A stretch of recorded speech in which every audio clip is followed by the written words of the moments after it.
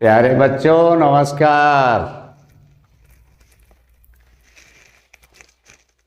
पिछले वीडियो में मैं आप लोगों को प्रेजेंट टेंस ख़त्म कर दिया।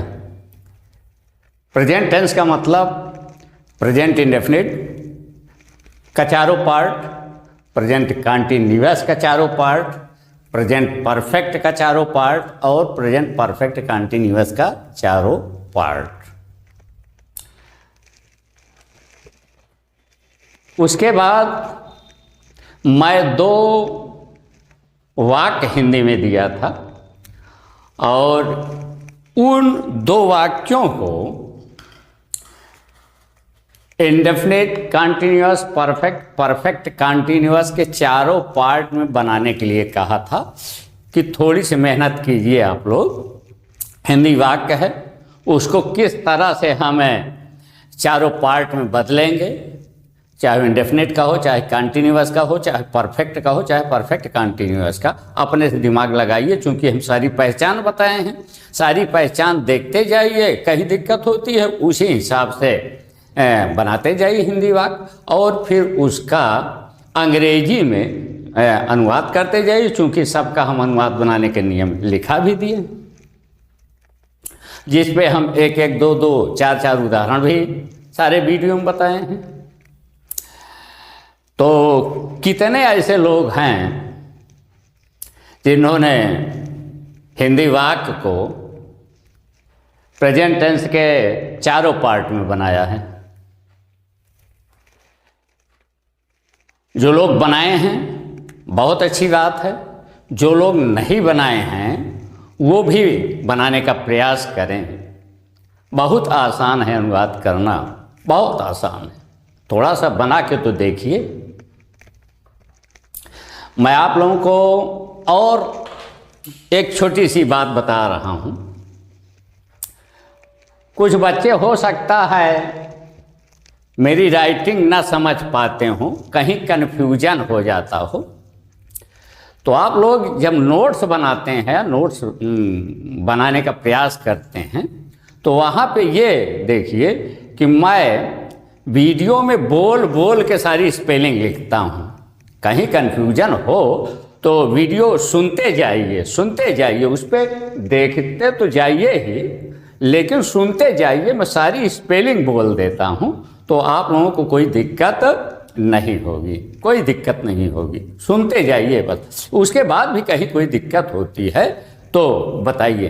बाकी हर आदमी का अपना लेख अलग अलग होता है। बाकी मैं हर संभव प्रयास करता हूँ कि मेरा लेख भी आप लोगों को समझ में आए, और अगर कहीं कन्फ्यूजन होता है तो वीडियो सुन लीजिए, मैं उसकी स्पेलिंग भी बताया हूँ।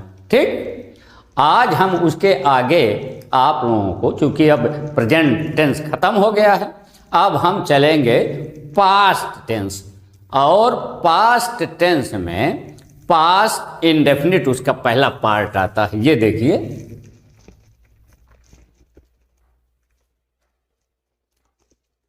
पास्ट, TENSE, ये पास्ट टेंस, ठीक है ना। और इसका पहला पार्ट आता है। पास्ट टेंस की पहचान तो मैं बता ही दिया हूं, जब टेंस का भेद बता रहा था तो वहीं पे पास्ट टेंस का पहचान बताया था। क्या बताया था? जिस हिंदी वाक्य के अंत में ता, था, ती, थी, ते, थे, या, आ, ई, ए, ये बताया था कि नहीं बताया था? ता, था, ती, थी, ते, थे, या, आ, ई, ए, आज शब्द आता है, वहां पे पास्ट टेंस होता है। और पास्ट का मतलब ही होता है कि भूतकाल, इसका मतलब बीता हुआ समय, जो समय बीत गया हो। ठीक, तो वही पास्ट टेंस जो है उसी का पहला पार्ट आता है। ये मैं लिख रहा हूं, past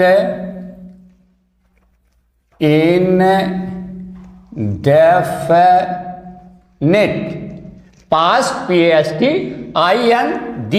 INDEFINITE, past indefinite tense. और इसका अफर्मेटिव सेंटेंस, साधारण वाक्य, AFFIRMATIVE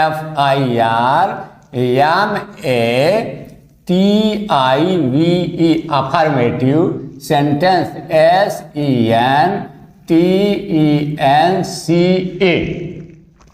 पास्ट इंडेफिनिट का पास्ट टेंस का पहला जो भाग है वो है पास्ट इंडेफिनिट टेंस। मैं पास्ट की पहचान बताया हूं ना, पास्ट की पहचान बताया हूं क्या?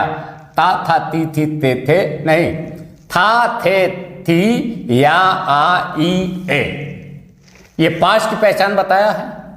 इनडेफिनिट की भी पहचान जब मैं प्रेजेंट टेंस का पहला पार्ट प्रेजेंट इंडेफिनिट पढ़ा रहा था तो वहां पे इंडेफिनिट की पहचान बताया था क्या? ता ते ती, ता ते ती।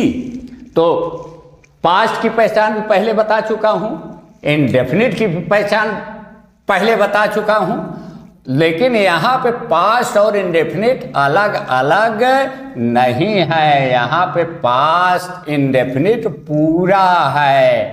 तो जब पूरा है तो दोनों की पहचान मिला दीजिए। जब दोनों की पहचान मिला दोगे तो ता ते ती इसकी पहचान है, था थे थी इसकी पहचान है। तो जब दोनों की पहचान हमने मिला दिया तब पहचान क्या हो गई?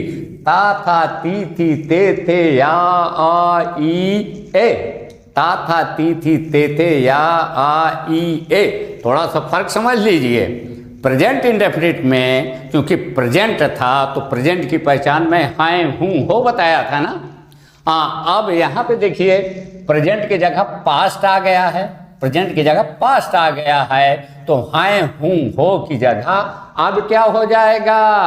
था थे थी। तो जिस हिंदी वाक्य के अंत में क्या है? ता था ती थी ते थे या आ ई ए। आसान हुआ ना। जिसको प्रेजेंट टेंस समझ में आ गया है पास्ट और फ्यूचर समझने में कोई दिक्कत नहीं होगी। पास्ट बस समझ लीजिए थोड़ा सा प्रेजेंट टेंस। वहाँ पे प्रेजेंट था तो हिंदी वाक्य में हैं हूँ हो मिलता था, लेकिन यहाँ पे पास्ट हो गया। ये देखिए पास्ट हो गया, पास्ट टेंस ये पढ़ा रहा हूँ तो यहाँ पे हिंदी वाक्य के अंत में था थे थी या आ ई ए। और ये देखिए इंडेफिनिट जुड़ा है तो वही हो जाएगा। इंडेफिनिट की पहचान प्रेजेंट इंडेफिनिट में बताया था कि ता ते ती, तो यही ता ते ती के साथ था थे थी मिल गया तो वही हो गया पास्ट इंडेफिनिट। और अफर्मेटिव का मतलब होता है साधारण वाक्य, लोग आप लोग जानते ही हैं। तो वही जिस हिंदी वाक्य के अंत में ता था ती थी ते थे या आ ई ए, ये देखिए हम पहचान भी इसके लिख देते हैं। पहचान ठीक है ना। जिस हिंदी वाक्य में अंत में क्या आए? ता था ती थी, ता था ती थी ते थे, ता था ती थी ते थे या आ ई ए। जिस हिंदी वाक्य के अंत में क्या है? ता था ती थी ते थे या आ ई ए, वहां पे पास्ट इंडेफिनिट टेंस होता है। अब थोड़ा सा फर्क समझ लीजिए आप लोग। ये इंडेफिनिट की पहचान है, ये इंडेफिनिट की पहचान है। जब इसके पहले मैं प्रेजेंट इंडेफिनिट पढ़ा रहा था तो चूंकि पास्ट की जगह प्रेजेंट लिखा था तो वहां पे ये था थे थी के स्थान पे हैं हूँ होता था ना, याद आ रहा है ना। हाँ, लेकिन अब यहाँ प्रेजेंट नहीं है, प्रेजेंट की जगह पास्ट हो गया है तो वही हैं हूँ हो की जगह देखिए था आ गया, थी आ गई, थे आ गया। बात समझ में आ गई? क्लियर? हाँ, तो जिस हिंदी वाक्य के अंत में ये देखिए था ता था, ती थी, ते थे, या, आ, ई, ए। आया ना? ये है इसकी पहचान। तो हम कई बार बताए, आज फिर बता रहे हैं, इसके बाद भी बताएंगे कि सबसे पहले हिंदी वाक्य को हमें पहचानना है। क्योंकि सारे टेंसों की पहचान अलग अलग है, सबका अनुवाद बनाने का नियम अलग अलग है। तो पास्ट इंडेफिनिट टेंस की ये मैंने पहचान लिखा दिया, ठीक। अब जब पहचान लिखा दिया, कोई हिंदी वाक्य मिलता है तो सबसे पहले हम पहचानेंगे। पहचानने के बाद क्या करेंगे, देखेंगे कि इसका अनुवाद बनाने का नियम क्या है। तो इसका अनुवाद बनाने का नियम ये देखिए, अनुवाद का नियम, अनुवाद का नियम। ये देखिए, कर्ता धन,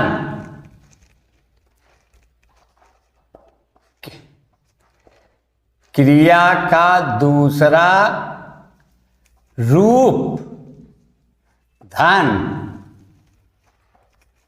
कर्म, धन, अन। कर्ता धन क्रिया का दूसरा रूप, ये देखिए, कर्म, धन, अन। जब मैं पास्ट परफेक्ट टेंस पढ़ा रहा था तो बहुत बार कहा था, क्योंकि वहां पर तीसरे रूप की जरूरत थी, वहां पे तीसरे रूप की जरूरत थी। लेकिन वहां पे मैं बार बार कह रहा था कि तीनों रूप याद कर लीजिए। याद आ रहा है ना? और याद करने का तरीका भी बताया था कि पहला रूप, दूसरा रूप, तीसरा रूप, पहला रूप, दूसरा रूप, तीसरा रूप। सीधे तीसरा रूप याद करने का कोई तरीका नहीं ना याद होगा, सीधे पहले और तीसरे रूप का भी कोई तरीका नहीं, उस तरह से भी नहीं याद होगा। जो उसका याद करने का तरीका था, मैं बहुत बार बताया था। पहला रूप याद कीजिए, दूसरा रूप याद कीजिए, तीसरा रूप याद कीजिए। उस पर मैं 10-5 एग्जाम्पल भी लिखा था कि इस तरह से याद कीजिए, जैसे गो, went, gone, pay, plate, plate, write, wrote, written. और वहाँ पे ये भी बताया था कि जब पास्ट इंडेफिनिट पढ़ाऊँगा तो वहाँ दूसरे रूप की जरूरत पड़ेगी, तो यही याद कर लीजिए, नहीं यहाँ भी समस्या और जब आगे हम पढ़ाएंगे तो वहाँ भी समस्या। मेरी बात याद आ रही है ना? हाँ, तो जब याद आ रही है तो वही देखिए, यहाँ पे क्रिया का दूसरा रूप आ गया ना। सबसे पहले कर्ता लिखेंगे, उसके बाद क्रिया का दूसरा रूप लिखेंगे, उसके बाद कर्म लिखेंगे, उसके बाद अन्न लिखेंगे।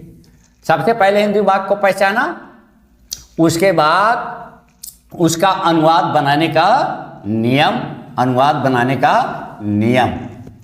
ये हम अनुवाद के नियम को हम ब्रैकेट में भी कर देते हैं, ठीक। तो अनुवाद बनाने का नियम हो गया। अनुवाद बनाने के नियम में कर्ता वैसे ढूंढेंगे जैसे हम ढूंढते चले आ रहे हैं, जैसे हम ढूंढते चले आ रहे हैं। क्रिया का अपना वही एक निश्चित स्थान है, सबसे अंत में उसी क्रिया में हम कौन का प्रश्न कर देंगे, कर्ता मिल जाएगा। उसी क्रिया में क्या या कहाँ का प्रश्न कर देंगे, कर्म मिल जाएगा। कर्ता क्रिया कर्म ढूंढने के लिए कोई अलग नियम नहीं है कि हम प्रेजेंट से पास्ट में आ गए थे, यहाँ कोई दूसरा नियम होगा कर्ता ढूंढने के लिए, क्रिया ढूंढने के लिए, कर्म ढूंढने के लिए। जो भी हम टेंस पढ़ेंगे, इसके बाद फ्यूचर भी हम पढ़ेंगे, तो वहाँ पर भी यही नियम है कि कर्ता कैसे ढूंढेंगे, क्रिया कहाँ रहती है, कर्म कैसे ढूंढेंगे, ठीक। ये बात मैं बहुत पहले बता चुका हूँ और रोज 10 बार कम से कम बताता हूँ। और इतना बताने के बावजूद अब मुझको तो ये नहीं लगता कि कोई कर्ता क्रिया कर्म नहीं ढूंढ पाएगा। अब तो हिंदी वाक्य देखा और तुरंत स्पष्ट हो जाना चाहिए, कर्ता क्या है इसमें, क्रिया क्या है इसमें, कर्म क्या है इसमें। मान लीजिए कहीं किसी वाक्य में कहीं कुछ कंफ्यूजन होता है तो हिंदी वाक्य अंत में क्रिया रहती है, ये तो बता चुका हूं। पहचान से कोई मतलब नहीं है, उसी में कौन का प्रश्न कर दीजिए तुम्हें कर्ता मिल जाएगा। क्या या कहाँ का प्रश्न कर दीजिए, तुम्हें कर्म मिल जाएगा। सारी चीज़ें मैं पहले वीडियो में जब इंडेफिनिट पढ़ा रहा था तो वहाँ सब कुछ बताया था, अफर्मेटिव में ही सब कुछ बता दिया था। तो यहाँ पे कोई दूसरा नियम नहीं लागू होगा। सबसे पहले हमको ये हिंदी वाक्य मिला, तो सबसे पहले हमें क्या करना है, पहचानना है। सबसे पहले हमको क्या करना है, पहचानना है। हिंदी वाक्य मिला, सबसे पहले पहचानना है। पहचानने के बाद हम उसके नियम पे पहुंच जाएंगे। ये देखिए नियम भी हम लिख दिया। सबसे पहले कर्ता, उसके बाद क्रिया का दूसरा रूप, उसके बाद कर्म, उसके बाद अन्न। लेकिन ये ध्यान देखना, पहचानने के बाद जब अनुवाद बनाने लगिए तो अनुवाद बनाने के नियम में जो चीज जहाँ पे जो अक्षर जिस क्रम से लिखा है हमको उसी क्रम से लिखना है, हमको उसी क्रम से लिखना है। ठीक है ना। इस पे मैं एक पुराना उदाहरण देके तुम लोगों को समझा रहा हूँ, क्योंकि वो बात साफ हो जाए। वहाँ छोटे छोटे उदाहरण हम दिए हैं, इसी तरह से मैं यहाँ छोटे उदाहरण देकर फिर वही पुराने उदाहरण की तरफ से चलते हैं, ताकि तुम्हारा कन्फ्यूजन ना रह जाए। जैसे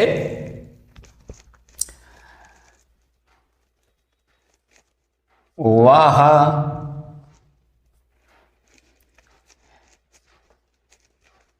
स्कूल जाता था, वह स्कूल जाता था। ये उदाहरण देख लीजिए। वह स्कूल गया, वह स्कूल जाता था, वह स्कूल गया। ये दो उदाहरण लिखे आप लोगों के सामने। सबसे पहले ये बताया कि हिंदी वाक्य को पहचानिए, हिंदी वाक्य को पहचानिए, हिंदी वाक्य को पहचानिए। हिंदी वाक्य देखिए, पहले वाले वाक्य में ये ता था आया, देखिए कहीं है पहचान, ये ता था है, ये ता था पहले वाले हिंदी वाक्य में, ये ता था मिला पहचान, और ये देखिए पहचान हमने लिखा। दूसरे वाले वाक्य में ये देखिए या है और ये देखिए या है, दोनों की पहचान मिल गई ना। दोनों की पहचान पास्ट इंडेफिनिट टेंस की है, ये साफ हो गया। अब यूँ समझ लीजिए, वह स्कूल जाता था और वह स्कूल गया, दोनों का एक मतलब है, दोनों का एक ही मतलब है, दोनों का एक ही मतलब है। ये समझने में मुझको बहुत दिन लगे, ये समझने में मुझे बहुत दिन लगे। था और या का या गया का अंतर समझने में मुझे बहुत दिन लगे। अक्सर मुझे भी कंफ्यूजन हो जाता था कि ये परफेक्ट टेंस है, ये परफेक्ट टेंस है, और इसमें मैं समझ ही नहीं पाया कि दोनों एक चीज़ है।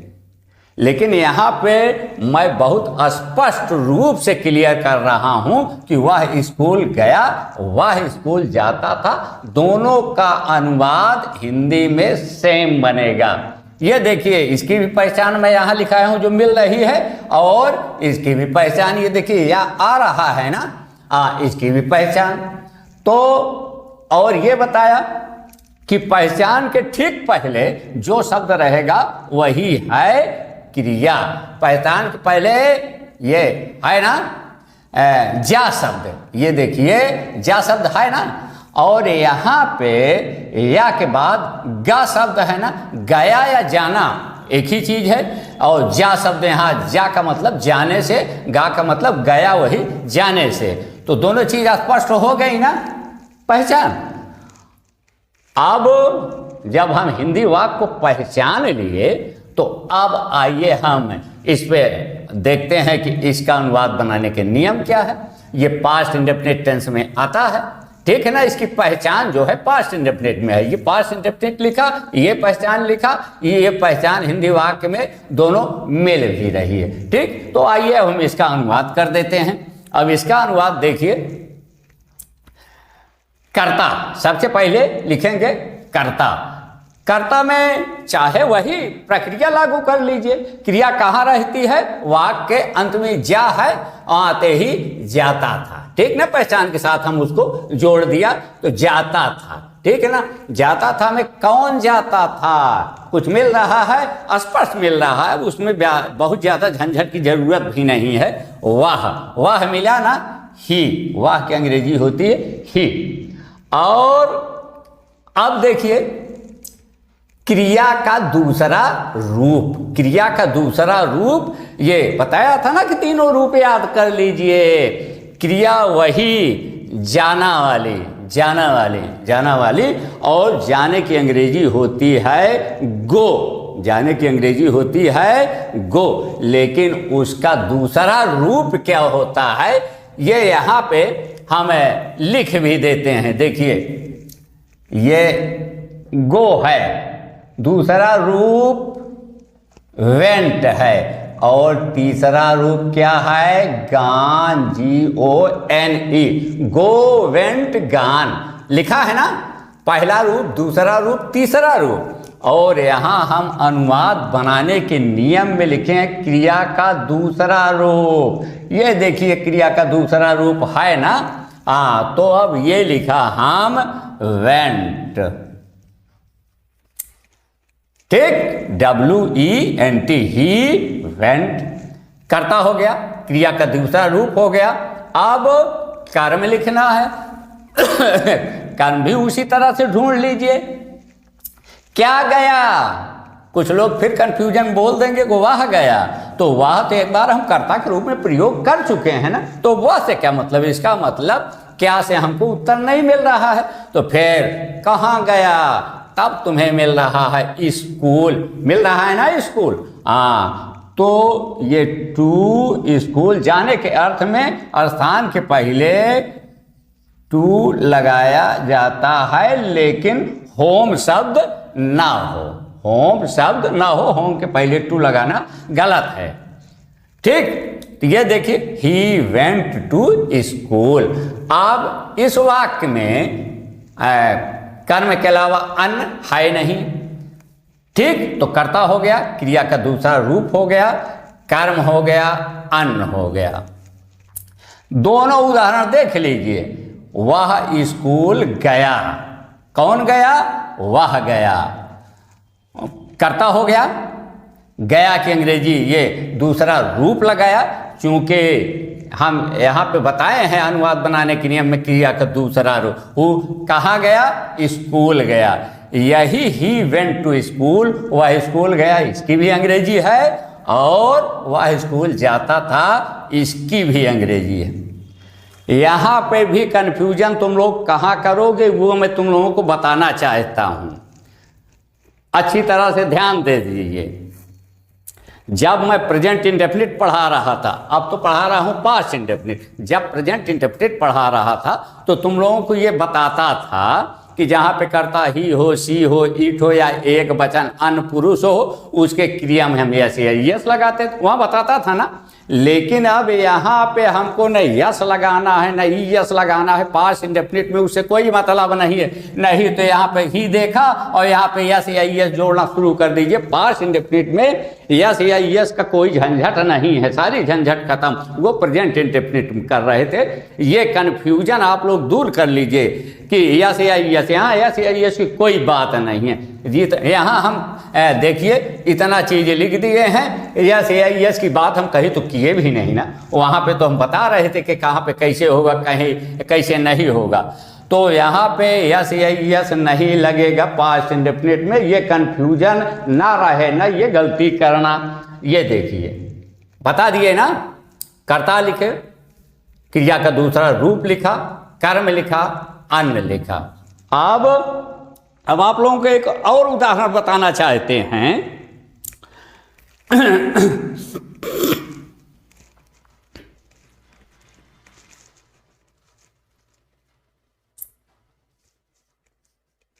तुमने मुझे एक कलम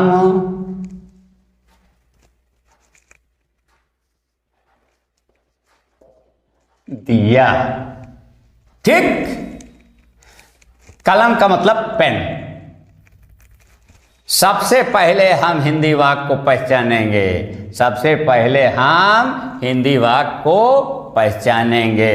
पहचान कहाँ रहती है? हिंदी वाक्य के अंत में। यह शब्द यहाँ भी आया, ये देखिए यह शब्द है ना, इसका मतलब, और यह शब्द ये हम पहचान भी लिखा है, इसका मतलब, और देख लीजिए कुछ तो है भी नहीं है, तो इसका मतलब ये वाक्य भी तुम्हारा पास्ट इंडेफिनिट टेंस है।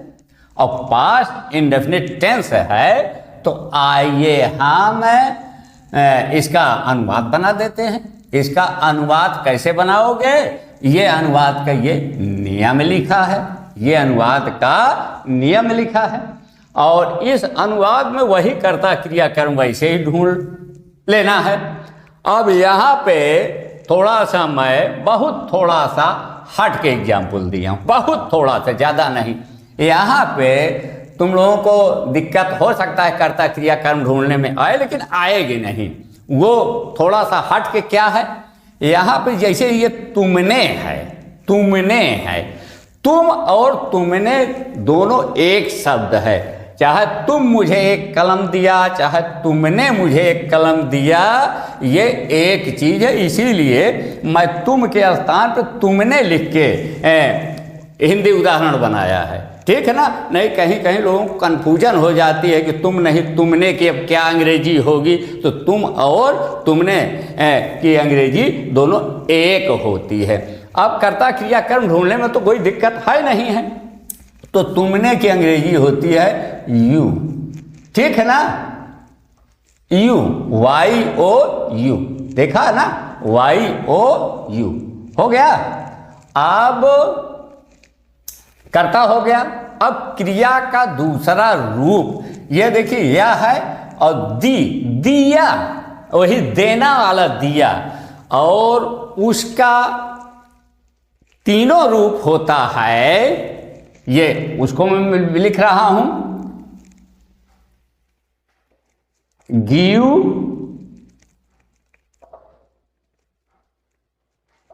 Gave, given, give, gave, given, GIVEN, give, gave, given, पहला रूप। दूसरा रूप GAVE, तीसरा रूप गिवेन, GIVEN। तो दूसरा रूप यहां लगेगा गेव। ठीक, यू गेव हो गया। कर्ता हुआ क्रिया का दूसरा रूप, ये कर्ता हुआ क्रिया का यह दूसरा रूप हुआ। अब कर्म, अब कर्म। अब यहाँ पे थोड़ा सा और कंफ्यूजन आप लोग दूर कर लीजिए, जो मैं बहुत स्पष्ट करना चाहता हूँ। वो कंफ्यूजन ये है कि जैसे यहाँ पे मुझे एक कलम दिया, ठीक है ना, मुझे एक कलम दिया। आप कुछ लोग कंफ्यूज करेंगे कि यहाँ पे मुझे करता है कि एक कलम, क्या दिया? एक कलम। ठीक है ना? क्या और कहाँ वाले में, क्या और कहाँ वाले में कंफ्यूजन करोगे ना, कि क्या से प्रश्न करें, कहाँ से प्रश्न करें, क्या वाले में एक कलम आ जाएगी, क्या दिया? एक कलम दिया। ठीक है ना? और फिर उसके बाद मुझे शब्द बच जाएगा अन्न के लिए। ठीक है ना? तो एक तरह से यहाँ पे द्विकर्मक है, उसी द्विकर्मक को अन्न कहते हैं। तो ऐसे स्थान पे तुम लोगों को करना क्या है, जो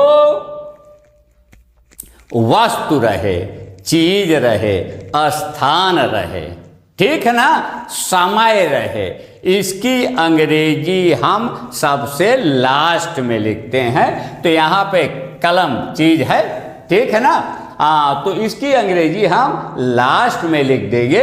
उसके पहले इसका मतलब ये लिखेंगे मुझे की अंग्रेजी, और मुझे ये वही मैं वाला मुझे है। ठीक है ना? तो कर्ता के स्थान पे तो लिखना नहीं है, इसे तो हमको कर्म के स्थान पे लिखना है, और कर्म के स्थान पे लिखना है तो जो मैं एक चार्ट बनवाया था उस हिसाब से कर्म वाले कॉलम में क्या आ रहा है, मी, यू गेव मी, और आगे अब क्या बचा है यहाँ पे देखिए, कर्ता हुआ, क्रिया का दूसरा रूप हुआ, कर्म हुआ, अन में एक कलम अभी बची हुई है, a pen, you gave me a pen, you gave me a pen.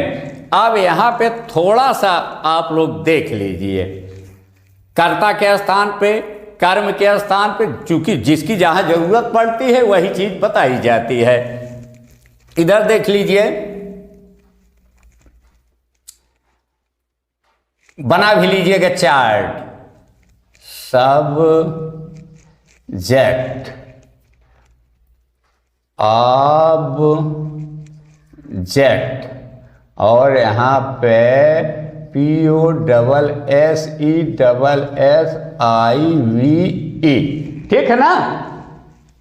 ये देखिए, या थोड़ा सा हम इसको और इधर से लिख देते हैं, नहीं तो वहां पे हो सकता है ना दिखाई पड़े। ये देखते हैं, सब्जेक्ट SUBJECT, ऑब्जेक्ट और पॉजेसिव, POSSESSIVE, पॉजेसिव। सब्जेक्ट में जैसे आई, इसका सब्जेक्ट ऑब्जेक्ट मी, और यहाँ पे माई और माइन। माइन का प्रयोग कहाँ होगा, माई का प्रयोग कहाँ होगा, जैसे जो आएगा वो मैं बताता चलूंगा। चूंकि और यहाँ पे चूंकि पॉजेसिव वाले में माई अपना की अंग्रेजी भी होती है, तो आई के साथ अपना की अंग्रेजी my. We us, we us, our, ours, ठीक। ये है फर्स्ट पर्सन, फर्स्ट PERSON, ये है फर्स्ट पर्सन। ये हम इसको ब्रैकेट में खींच दे रहे हैं, नहीं तो कहीं कंफ्यूजन हो जाए। ये है फर्स्ट पर्सन में आई, मी, माई, माइन। इसकी भी जरूरत बाद में पड़ेगी, इसको यहीं से ध्यान देते चलिए। ये हम, ठीक। अब उसी कर्ता के नीचे यू, ये है सेकंड PERSON, सेकंड पर्सन में यू,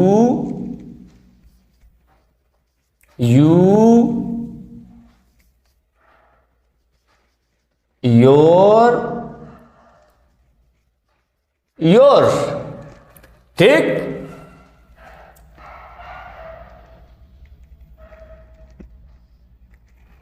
अब आगे देखिए, थर्ड पर्सन में, थर्ड पर्सन में PERSON, थर्ड पर्सन में देखना है ही,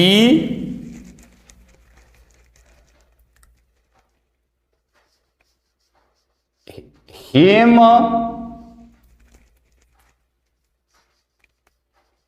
हिज, ठीक।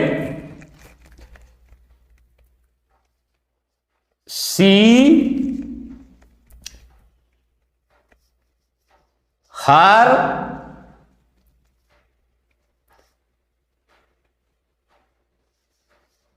हर और हर्ष, ठीक, HERS, HER, हर,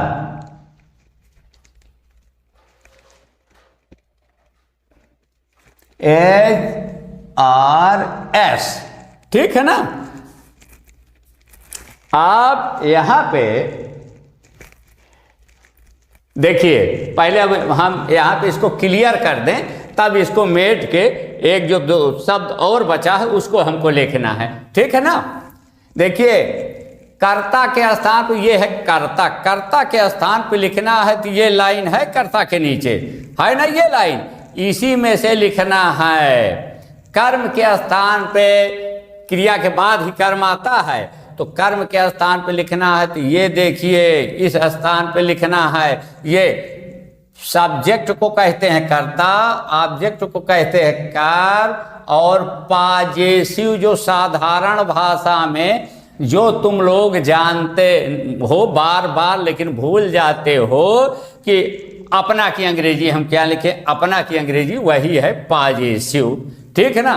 तो यहाँ पर देखिए कर्म के स्थान पे मुझे आया था ना, मुझे, ये देखिए कर्म के स्थान पे ये कर्ता के जब क्रिया के बाद जो शब्द रहेगा वो है कर्म। तो इस वाले कॉलम से तुमको ढूंढना है, देखा ना। और अपना की अंग्रेजी सबके सामने हम लिख दिया है कि कंफ्यूजन ना हो, कहीं भूल ना हो, इसको हम पहले भी लिखा था, ठीक है ना।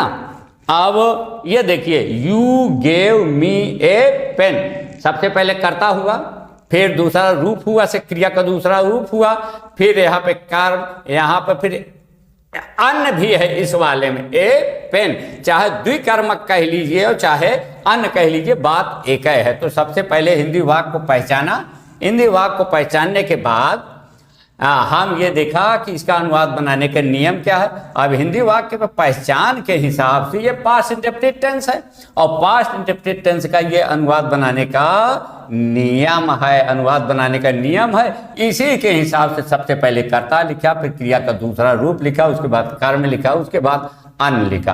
क्योंकि यहाँ पे ये जरूरत मुझे शब्द की आई, यहाँ से हमको फिर चार्ट बनाना पड़ा। हाँ, अब यहाँ पे एक दो शब्द जो छूट रहे हैं उसको भी हम लिख दे रहे हैं।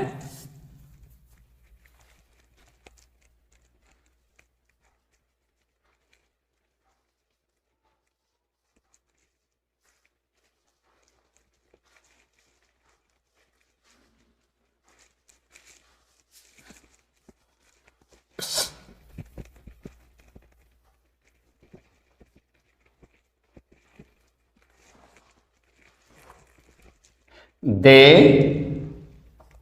THEY, THEM, them, THEIR, there, THEIRS, theirs, ठीक। it, IT, it,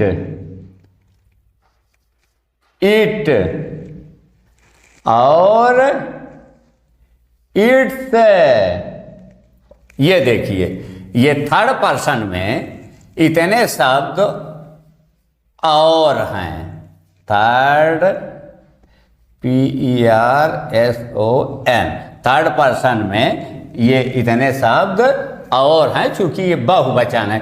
दे के साथ अपना की अंग्रेजी देयर, इट के साथ इट्स, ठीक है ना। तो कर्ता के स्थान पे हमको लिखना है तो इस वाली लाइन से ढूंढना है। कर्म के स्थान पे लिखना है ये, क्योंकि क्रिया के बाद कर्म आता है। अपना के अंग्रेजी ये हमने लिख दिया है। तो सबसे पहले हम हिंदी वाक्य को पहचानेंगे। हिंदी वाक्य को पहचानने के बाद हमको क्या करना है, जिस टेंस का हिंदी वाक्य रहेगा उस टेंस के अनुवाद बनाने के नियम पे चलेंगे। तो जो हम ये 2-3 उदाहरण दिए, उस उदाहरण के हिसाब से सबसे पहले कर्ता पहचाना, पहचानने के बाद सबसे पहले कर्ता, फिर क्रिया का दूसरा रूप, फिर कर्म, फिर अन्न। अब क्रिया के दूसरे रूप के लिए ये मैं 2 एग्जाम्पल यहाँ भी दे दिया हूँ। गो वेंट गान, पहला रूप, दूसरा रूप, तीसरा रूप, पहला रूप, दूसरा रूप, तीसरा रूप। चूंकि यहाँ पे दूसरे रूप की जरूरत पड़ेगी, पास्ट इंडेफिनिट टेंस में दूसरे रूप की जरूरत पड़ेगी। ठीक, इस तरह से ये तुम्हारा पास्ट इंडेफिनिट पहचान बताया, अनुवाद बनाने के नियम बताया, ये एग्जाम्पल दिया और एग्जाम्पल के बाद उसकी अंग्रेजी बनाया। ठीक है ना। कहीं किसी को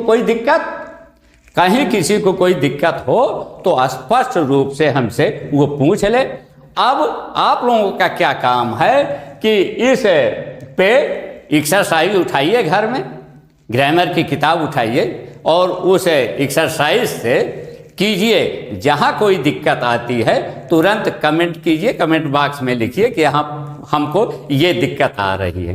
ठीक, धन्यवाद।